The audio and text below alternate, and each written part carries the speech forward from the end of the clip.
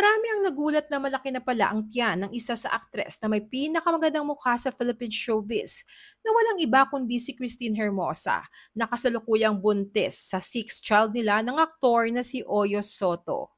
Matatanda ang naging semi-private sina Christine at Oyo sa kanilang buhay pamilya.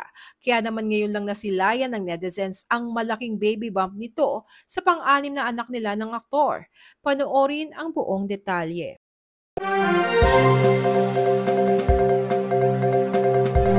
Ang laki na ng baby bump ni Christine Hermosa. Iyan ang pare-parehong reaksyon ng netizens nang mag-share ang kapatid ni Christine na si Kathleen Hermosa sa IG stories nitong Sabado, July 6. Nang picture ni na Christine at Oyo na magkasama habang agaw pansin ang baby bump ng aktres. Mukhang malapit na magsilang si Christine base sa caption ng kapatid niyang si Kath. Mababasa sa caption ni Kath, "My pregnant sister is big na. How I miss you. So big na, can't wait for baby." Matatanda ang Pebrero nitong taon nang ibahagi ng 40-year-old actress na si Christine sa publiko na siya ay buntis sa pang-anim nilang anak ni Oyo. Ang una nilang anak na si Kel ay adopted. Sumunod dito ang only daughter nilang si Andrea na sinundan naman ng tatlo pang lalaki, sina Caleb, Marvin at Vittorio Isaac. Sa Instagram ay shinare ni Christine noong Pebrero ang litrato ng mister niyang si Oyo bilang pagbibigay tribute dito bilang haligi ng kanilang lumalaking pamilya. Kasunod nito ang sonogram result ng kanilang baby sa kanyang tiyan.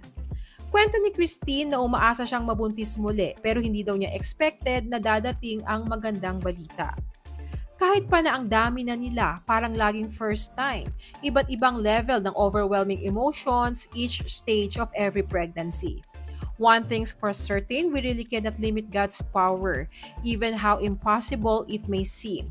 God's plans will always come into completion whether we like it or not.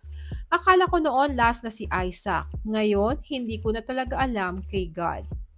Dahil nag-iisang babae ang anak nila ni Oyo na si Andrea ay maraming fans ang nagwi-wish na sana this time ay babae ulit ang baby ng mag-asawang Christine at Oyo.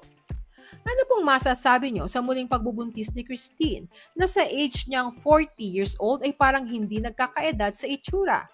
Baby girl or baby boy kaya muli ang pang-anim na anak nila? Share your comments below.